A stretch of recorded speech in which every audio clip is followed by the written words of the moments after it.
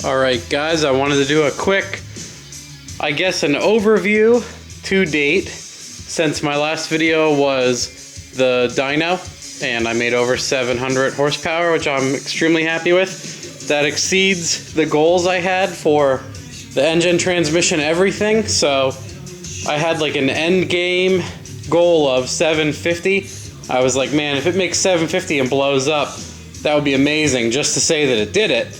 So I cleared 740, turned it down a tiny bit, still made 712. Compression is still good, engine and everything is still doing good. So I figured what I would do is show everything and try to go over everything again from front to back for people that are maybe catching it late in the game here.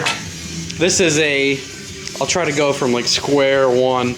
82 Ford Fairmont 4-door. I bought it totally stock from a younger guy 30 minutes away from me, and he was using it to do landscaping and stuff as like a side business. There was like mulch and shit in the car, but other than that, it looked great. I loved the way it looked, little scuffs and dents everywhere.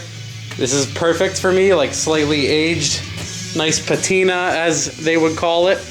And I bought this guy, and I was building the cop car and the 240, and I was like, I won't do shit until both of those cars are done running and moving. So we took this car out to the track. My girlfriend raced it. Before that, my friend put a 6-point roll cage in it, RPM fabrication near Whitehall. He put a cage in it, which at this point now I probably will update the cage to a 10-point with the bars that go down in there and get an 850 cert, because I can, why the hell not? And what I did was it sat, we raced it, had some fun, drove around, and then I pulled it in the one day and I pulled the motor out, and I bought a K-member and everything. I bought a whole bunch of shit I had in a pile. I had this turbo. I basically asked my buddy Varen at VS Racing, I was like, yo, what's the biggest Chinese turbo you got? I just want to try to make as much power as I can. And he has this, it's like an On3 clone, but it's the VS Racing version, an unbranded, and it's an 8883. It's an 88 millimeter compressor and an 83 turbine. It's basically a clone of the Precision PT88. And then I had never done this before, so I wanted to try it. I bought the AJE K-member because I heard that it makes the motor lower, and you can get the truck intake under the hood, which it fits beautifully. All the truck accessories and everything fits in here. Amazing. I'm more than happy with the K-member. I can't say enough good about it. I also bought the A-arms. Since I figured I was pulling the whole front end apart, it sucks to jam the coil springs back in there. I figured I'd do coil over and everything.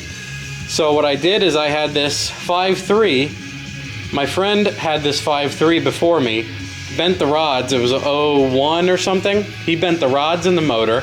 So I took it apart and pulled the bent rods out. One of the bores, I can't even tell anymore, honestly. It was so long ago. One of the bores was fairly well washed out because the piston was like sideways in the bore and rubbed like 30% of the bore out. So I bought like 06 pistons and rods off of eBay, an entire set of pistons and rods, put them in this motor, had it sitting around for a while, had it sitting around for a long time. In a lot of my videos you can see it just hanging out in the corner like over there. And I decided, what the hell, if I don't come across anything else or I don't put anything else in this car, it would be funny to put this spare motor I have in. So I put spare 862, junk, shitty 862 heads like I got sitting up there, just filled with junk in the intake ports from the EGR, and the intake is completely filled with tar. Put it all together, LS9 head gaskets from my friend that popped his motor. I took his used head gaskets, and this is a culmination of head bolts from a bunch of motors, stock head bolts on this thing. There's nothing special. There's no studs there. There's still crummy, dirty head bolts down in there. Regular exhaust manifolds. My buddy in South Dakota made a turbo kit for T4, which we had done totally divided was the plan, because if I ever go to a Borg Warner, this is an open T4 inlet. So on the T4 flange, it's just a giant opening. On a Borg Warner, it's divided. So what's nice is each cylinder bank is divided and it's running 2 wastegates. Other than that, there's totally nothing special about the motor. Stock intake, stock throttle body, stock truck brackets, alternator.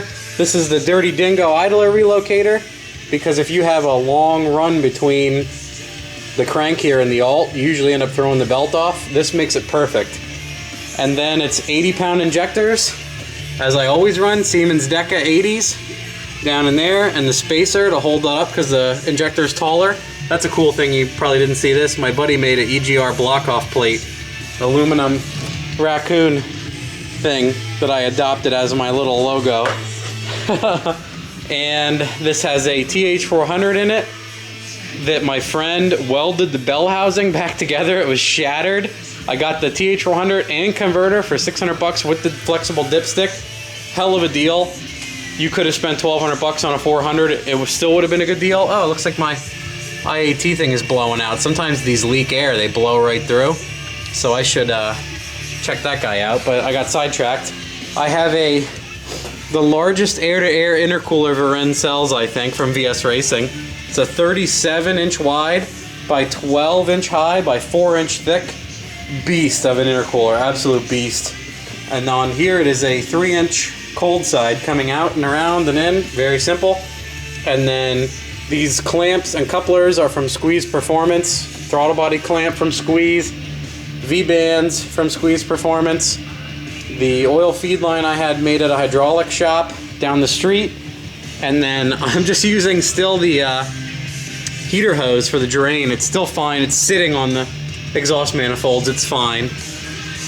Then I just have a 4-inch downpipe. I have a regular Summit bullshit radiator in here, double pass. I like to use double pass because on LS motors, you got your water outlets on the left side.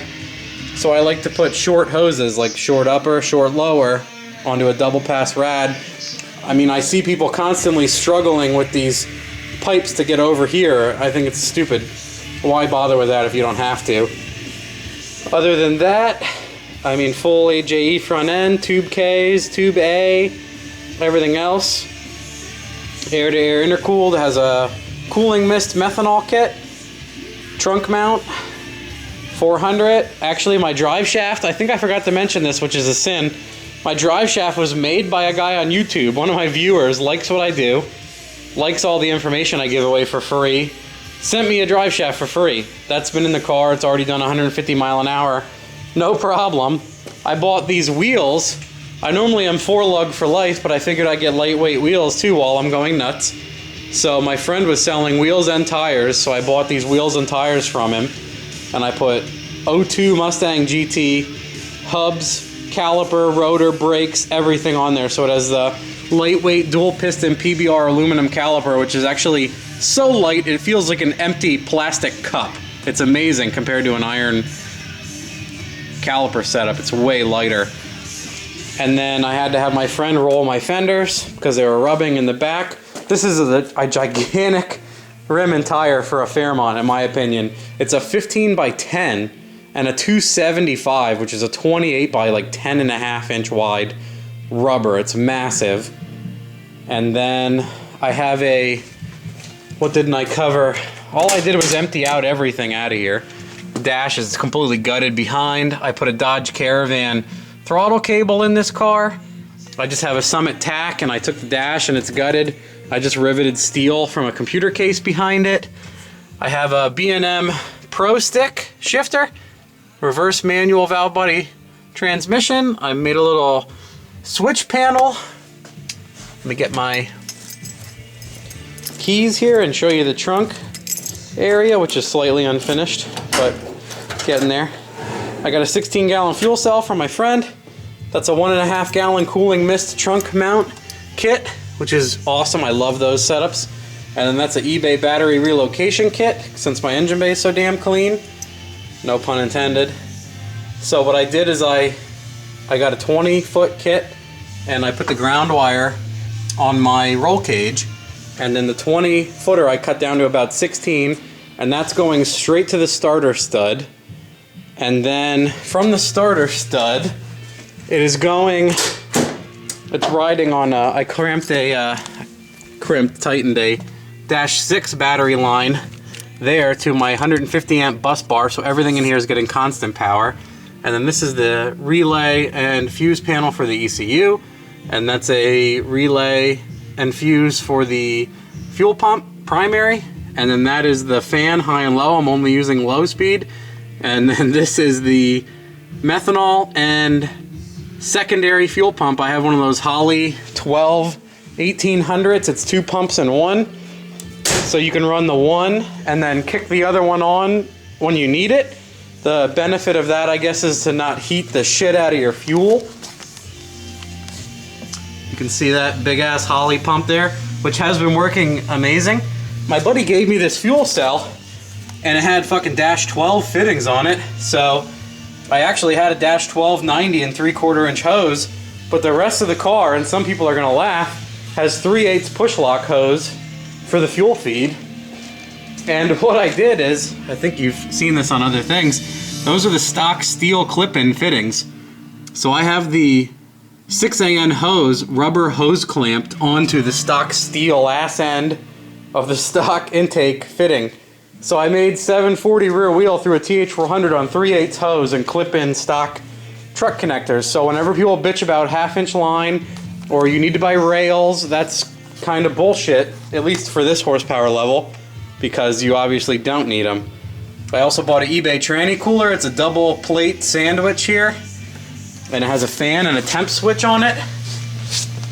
It's pretty fucking nice. It's been working great. It's so cold here that the fucking fan doesn't even kick on.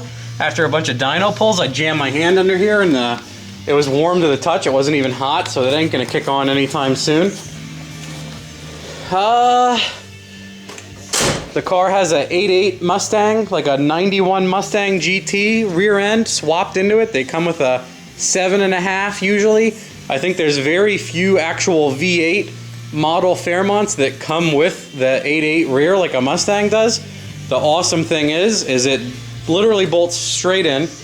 So what I did is I bought a Northern Race Cars disc brake kit while I was just waiting to work on this car. And I bought Moser 31 spline axles, and then a neat trick is you can get an Explorer center pumpkin section. It's 31 spline. Instead of buying some crazy 31 spline diff, I bought a $20 Explorer center section, welded the spider gears together, put the axles in, and I got a spool.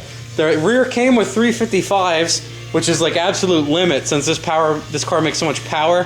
It'll probably trap 150 or more, and it's geared, it hits like 152 at 7,000 RPM. But what's awesome about this setup is how much power that Chinese turbo is capable of. Simple air-to-air setup, stock throttle body, intake, stock water pump, everything's dirty, the coils are pieces of shit. I don't think I mentioned I normally run a TR6 plug, but since I was going to go straight to 30 pounds of boost if I needed to hit my goal, I put a BR7 EF plug in, which is a little bit colder than a TR6. It's a recessed head plug. I put those in, laid down great power. I was really impressed with everything. I'm using the Megasquirt 3 plug and play box. MS3 gold box from EFI Source, made by Mike Tomazeski down in Boyertown. That's my guy. I do R&D and tuning and everything for them. So if you buy that box, you can get this tune from me for 80 pounders and fire your car up. I have it turning on the methanol, the fuel pump, the fans, all sorts of shit. I have it might surprise you guys because I'm not a big fan of ethanol. But I like pump gas and methanol, it works fine. But ethanol, E85, E98, E100, E70, whatever you get in your area, I'm gonna buy, I already bought it, I'm waiting for it. I'm getting an ethanol content sensor. I'm gonna put it on my return and my fuel line, and then I'm gonna start splashing in ethanol and doing some tuning with E85. So people that want to use ethanol, it will be awesome, because if you can't find it, you can just splash in pump gas and it'll automatically figure everything out for you. I think I got everything so far. The car made 740 horsepower to the tire on 23 pounds of boost, which I figured was going to have to be 26 pounds. So the turbo is making about 25 horsepower per pound, which is excellent for this setup, through a TH400 unlocked, big tire, everything else. And it was making about 25 horsepower per pound, and it fell off to about 18 horsepower per pound, about 670-ish area, and then clearing 700, it continued about 18 horsepower per pound. I honestly think this setup, before it runs out of turbine, will do 800 to the tire completely exhausted. Like, that's it. I don't think I mentioned it has a... Summit sells a Trick Flow series cams, a bunch of camshafts. Every now and then this one's on for sale for like 240 bucks. It's $286 all the time. It's a 216 by 220 lift, 560 duration, 114 LSA, very smooth little cam.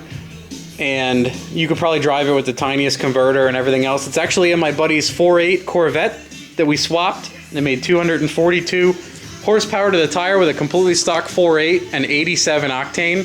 So it works great for even small motors on motor. It's just an all-around good small cam. I'm impressed with how well it's doing with the turbo kit. And then I just have Pack 1218 springs, which everyone is familiar with. It's like my staple 80 pounders and Pack 1218 springs. Everybody carries them. I usually buy them from Brian Tooley Racing. Only 140 bucks shipped. Those guys are great. Get them in like a day when you buy them from them. The only issue I have, kind of bothers me, but I think I'm going to leave it go, is since I went 02 GT hub, it brought the wheel out farther and my coilover is actually shorter. So my coilover is completely maxed out now and that's my ride height, but it seems to be not bottoming out the front end anymore since I made it a little bit higher. I'll probably just leave it go. I like the way it sits and there's not much I can do with the wheel being so far out. I just want to get the ethanol sensor hooked up, and then my wastegate is about 11 pounds. I'm getting a generous amount of back pressure, I assume, and I can only get to about 18 pounds before my boost controller runs out.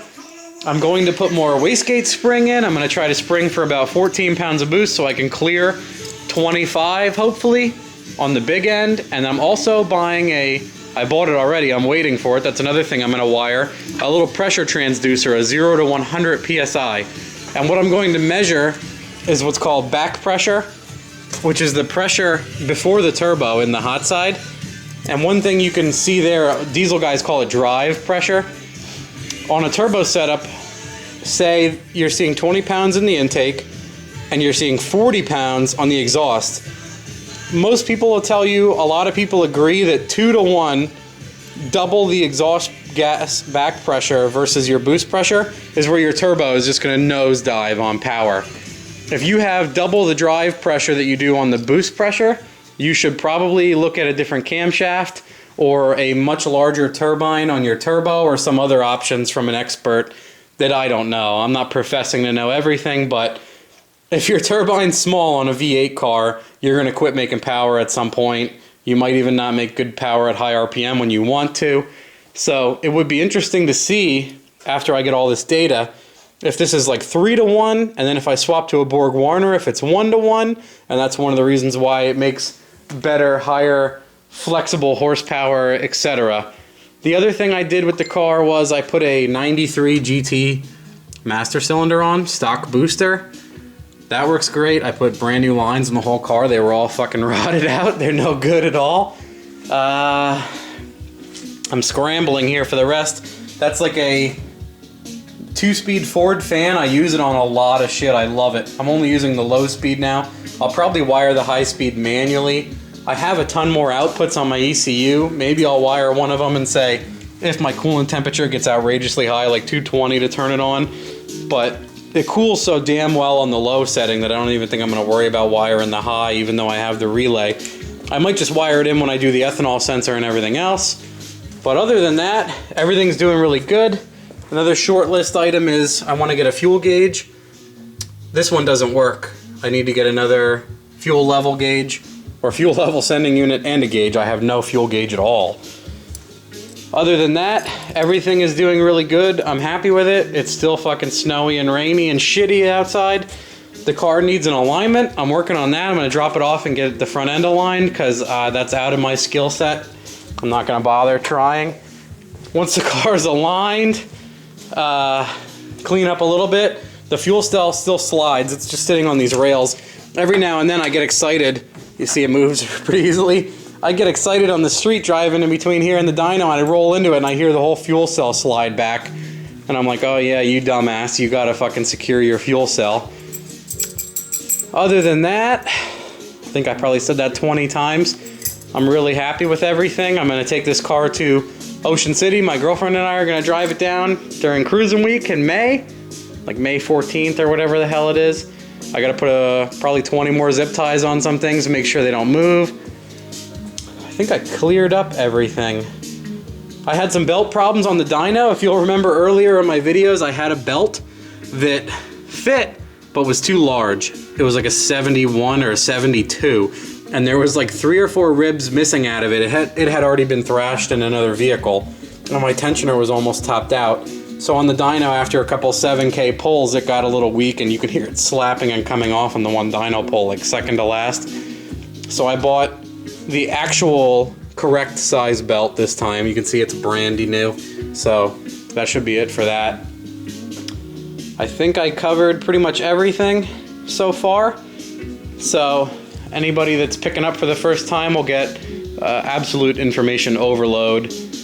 Hopefully this car, my goal was to make 700 plus, and I was hoping it would weigh about 3,000 with me in it. That may be optimistic, but I've heard of some people's cars weighing really lightweight. My buddy had a wagon, had an aluminum motor, but it was a wagon, and with him and everything, it weighed 3,000 pounds. So even if it's 3,150, it's still good. That's like 400, 300 pounds lighter than my other cars.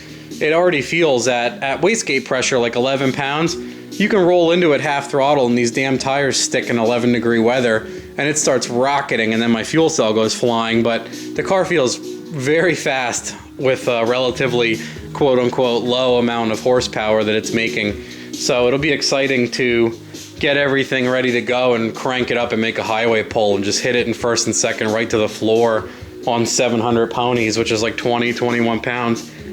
So I will make videos of that. Everything else I'm pretty excited about. If you have questions, you can drop them in there and let me know, and I'll do my best to answer them with sarcasm or not. We'll see how I feel. That's it for now. Have fun.